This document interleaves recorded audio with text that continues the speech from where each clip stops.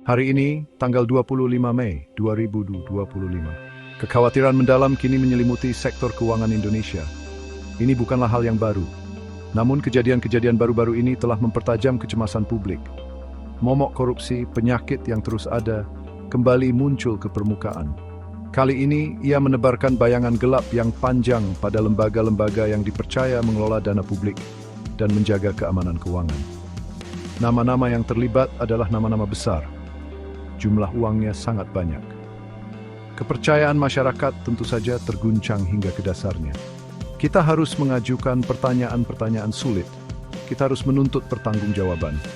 Tokoh utama dalam masalah yang sedang terungkap ini adalah Issa Ratchmatarwata, seorang pejabat tinggi dari Kementerian Keuangan dan dua perusahaan asuransi besar milik negara, PT Asuransi Jiwasraya dan PT Asuransi Bangun Askrida. Ini bukanlah sekadar nama saja. Mereka mewakili tabungan dan keamanan bagi banyak sekali warga negara Indonesia. Tuduhan-tuduhan yang beredar di sekitar mereka memberikan gambaran yang suram. Gambaran salah urus, dugaan perbuatan terlarang, dan kegagalan dalam peraturan. Ini lebih dari sekadar kesalahan keuangan biasa.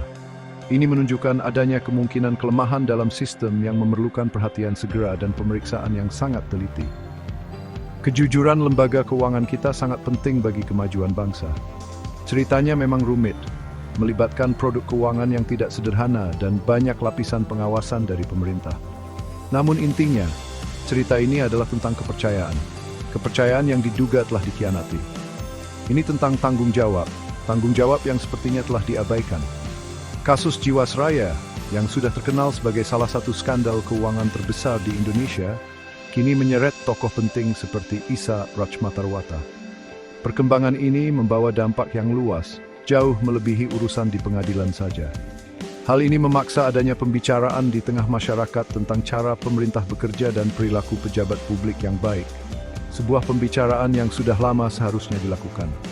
Seolah satu skandal besar belum cukup, masalah serupa juga muncul terkait PT Asuransi Bangun Askrida. Ini menimbulkan pertanyaan yang mengkhawatirkan. Apakah ini kejadian-kejadian yang berdiri sendiri? Ataukah ini menandakan masalah yang lebih luas dalam aturan dan cara kerja industri asuransi di Indonesia? Persamaannya terlalu jelas untuk diabaikan. Caranya, dugaan kelalaiannya, dan kemungkinan kerugian besar bagi masyarakat, semuanya terdengar sangat meresahkan. Penyelidikan ini bertujuan untuk mengurai kasus-kasus ini, memahami akar masalahnya, dan mencari tahu dampak luasnya bagi setiap warga negara Indonesia yang mengandalkan kestabilan dan kejujuran sistem keuangan kita. Perjalanan karir Issa Ratchmatarwata di Kementerian Keuangan, menurut banyak pihak, terus menanjak.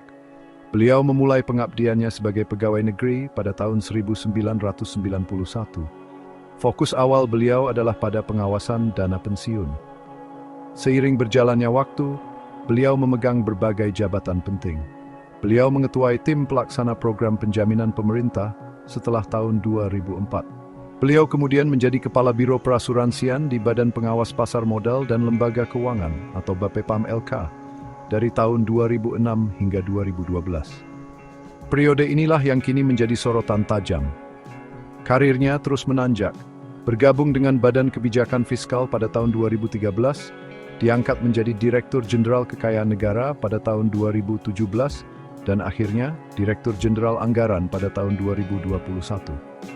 Titik baliknya atau lebih tepatnya terungkapnya masalah ini ke publik terjadi secara dramatis. Pada tanggal 7 Februari 2025, Kejaksaan Agung menetapkan Issa Ratchmatarwata sebagai tersangka. Ini bukan kasus biasa.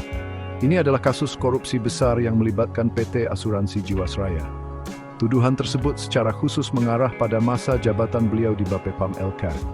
Beliau dituduh atas tindakan atau mungkin kelalaian yang diduga berkontribusi pada kerugian keuangan negara yang sangat besar. Kabar ini mengejutkan komunitas finansial dan pemerintah sendiri. Seorang pejabat yang bertanggung jawab atas anggaran negara kini menghadapi tuduhan korupsi yang serius. Tuduhan utama terhadap Issa Ratchmatarwata berpusat pada dugaan perannya dalam persetujuan dan pengawasan produk Saving Plan Jiwasraya yang kontroversial. Penyelidik menyatakan bahwa produk ini diluncurkan dan dipasarkan meskipun PT Asuransi Jiwasraya sudah dalam kondisi keuangan yang sangat buruk dan terancam bangkrut. Pertanyaannya jelas, apakah beliau tahu? Dan jika tahu, mengapa hal itu dibiarkan berlanjut? Kejaksaan Agung menduga bahwa tindakannya atau kelalaiannya secara langsung memperparah masalah keuangan Jiwasraya yang pada akhirnya menyebabkan kerugian hingga miliaran rupiah.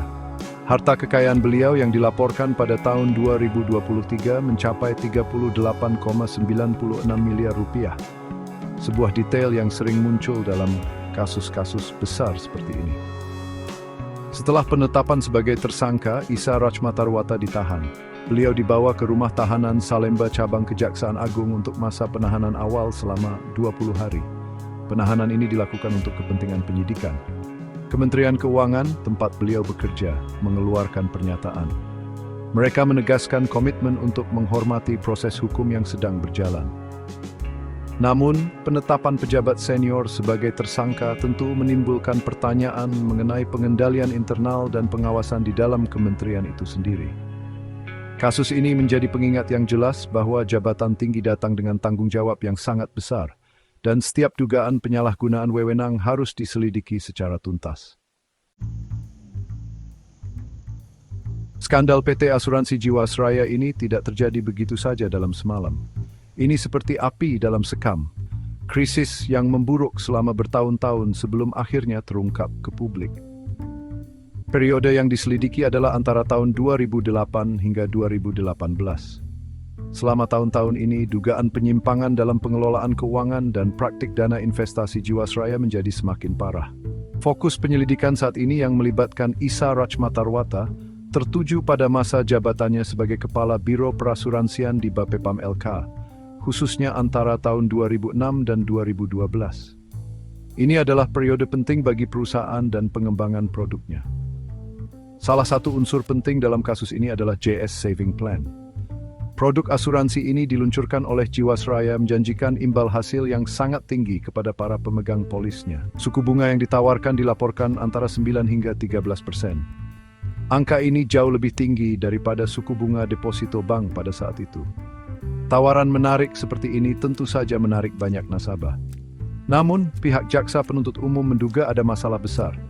Mereka menyatakan bahwa produk ini disetujui dan dipasarkan ketika Jiwasraya menurut beberapa penilaian sudah tidak mampu membayar utang-utangnya. Artinya, perusahaan tidak memiliki kemampuan keuangan untuk memenuhi kewajibannya. Menurut para penyelidik, Isa Rachmatarwata dalam jabatannya di Bapepam LK diduga berperan dalam meloloskan produk saving plan ini. Laporan menyebutkan beberapa pertemuan terjadi antara direksi Jiwasraya dan Isa sebelum produk diluncurkan pada tahun 2009. Pertanyaan pentingnya adalah apa yang terjadi dalam pertemuan-pertemuan tersebut. Pemeriksaan apa yang sudah dilakukan? Apakah ada tanda-tanda bahaya yang diabaikan? Dugaannya adalah persetujuan diberikan meskipun ada tanda peringatan yang jelas tentang kondisi keuangan Jiwasraya yang rapuh.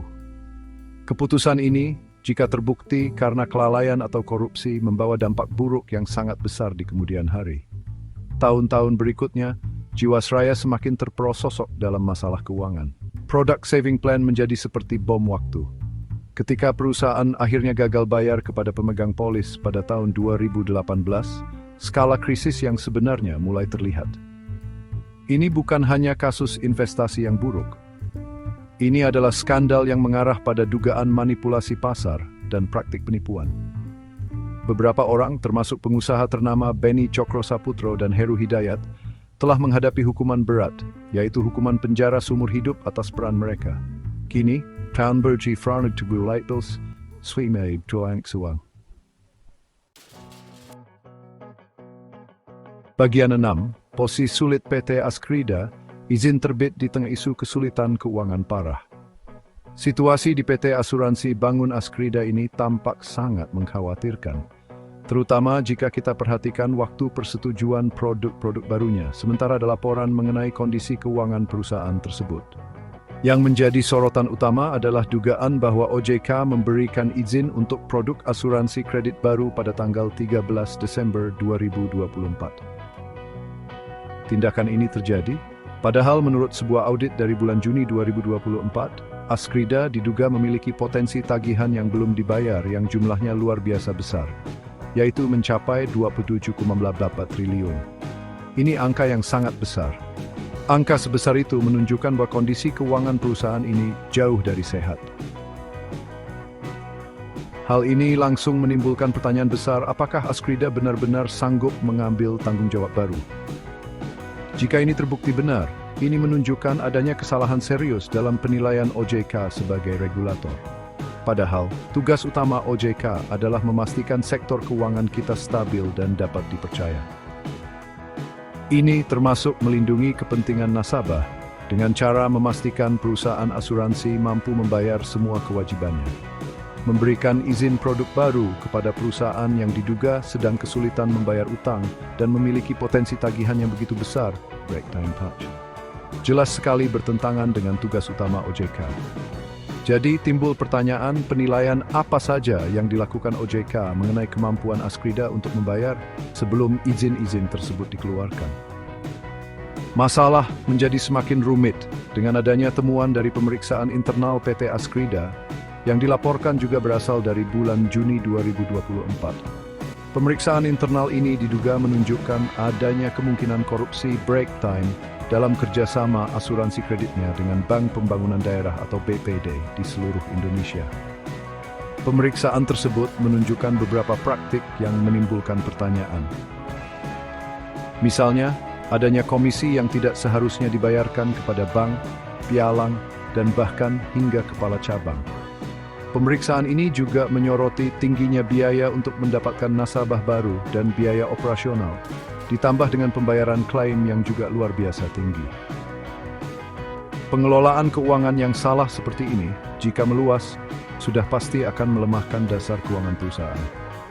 Pemeriksaan internal ini juga menimbulkan kecurigaan akan adanya hal yang lebih parah, yaitu dugaan penerimaan hadiah atau gratifikasi. Ada kekhawatiran bahwa dana yang berasal dari komisi dan biaya-biaya ini mungkin telah digunakan untuk keuntungan pribadi. Lebih parahnya lagi, ada dugaan bahwa dana ini mungkin telah digunakan untuk memberikan gratifikasi kepada pejabat pemerintah daerah. Jika dugaan-dugaan ini terbukti benar, hal ini menunjukkan adanya masalah korupsi yang sudah sangat mengakar. Kondisi ini bisa menyebabkan kerugian keuangan negara yang signifikan, mirip dengan dampak buruk yang terlihat dalam kasus Jiwasraya. Oleh karena itu, seruan untuk diadakannya pemeriksaan keuangan khusus yang teliti dan independen terhadap Toyon Askrida Brain bukan hanya beralasan tetapi menjadi sangat penting. Dugaan-dugaan yang melingkupi kasus Jiwasraya dan Askrida bukan hanya sekadar masalah keputusan bisnis yang buruk. Dugaan tersebut mengarah pada potensi pelanggaran serius terhadap kerangka hukum Indonesia yang mengatur industri asuransi. Beberapa undang-undang dan peraturan khusus tampaknya telah dilanggar, menurut pihak-pihak yang menyampaikan peringatan ini. Memahami ketentuan-ketentuan hukum ini sangat penting untuk mengerti keseriusan dugaan pelanggaran tersebut dan potensi tanggung jawab hukum dari individu maupun institusi yang terlibat, termasuk badan regulator itu sendiri. Hukum seharusnya menjadi benteng pertahanan terhadap penyelewengan keuangan semacam ini. Yang paling utama adalah Undang-Undang Nomor 40 Tahun 2014 tentang Perasuransian. Undang-undang ini menetapkan kewajiban-kewajiban mendasar bagi perusahaan asuransi. Contohnya, Pasal 8 Ayat 1 mewajibkan perusahaan asuransi untuk menjaga dan terus meningkatkan tingkat kesehatan keuangannya.